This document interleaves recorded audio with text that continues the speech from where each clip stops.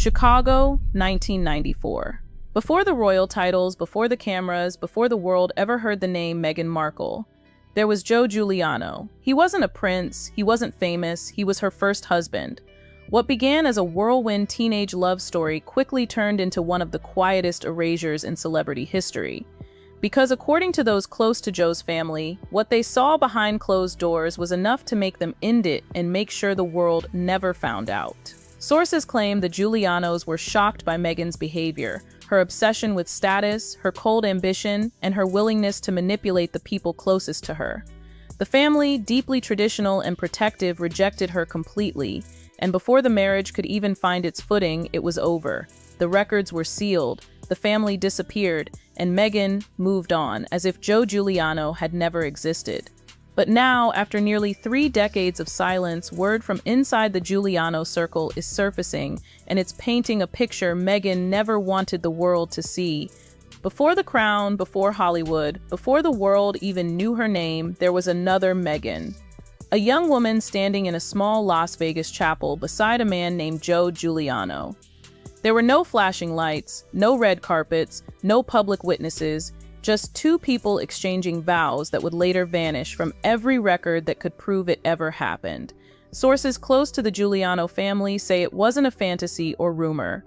It was real, a private union that ended just as quietly as it began. Within months, the papers were filed, sealed, and hidden away. No one was ever meant to know, but the question still echoes. Why would a simple young marriage, if that's all it was, need to be erased? Why the secrecy, the legal silence, the disappearance of every trace? Those who knew Joe at the time describe him as decent, respectful, and deeply family-oriented. The kind of man who never chased fame or controversy. His life was small, steady, and built on tradition. And that's exactly what made what came next so shocking. Because the woman he brought into his life wasn't just another young wife. She was already planning something much bigger.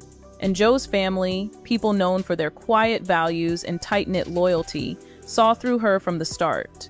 The Giulianos began noticing little things that didn't quite fit. Dates that shifted, school years that didn't line up, a story that changed depending on who was listening. According to one family acquaintance, Joe's mother grew suspicious when Meghan mentioned a graduation year that didn't match public records. She said she finished in '94, the source recalled, but the documents and her own classmates placed it years later. At first, they brushed it off as a mistake. But the deeper they looked, the stranger it became. Some records suggested she was older than she claimed, possibly born in the mid to late 1970s, not 1981 as her public bio later insisted.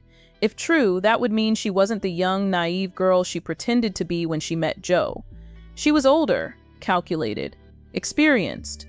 To Joe's parents, that realization changed everything. The charming woman their son fell for suddenly felt like a stranger. Someone hiding behind a story. Someone who could look you in the eye and make you believe every word, even when it didn't add up. They couldn't trust her, said one insider. Not because of what she said, but because she was too good at saying it. Behind her smile, they saw control. Behind her charm, they saw strategy.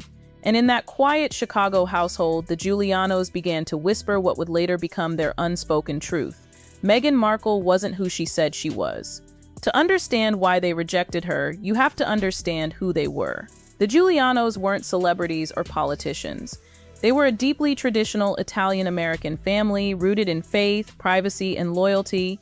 They lived by rules that never changed. You marry once, you honor your family, you keep your problems inside your home.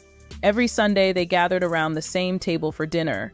Every Friday, they said grace before the meal.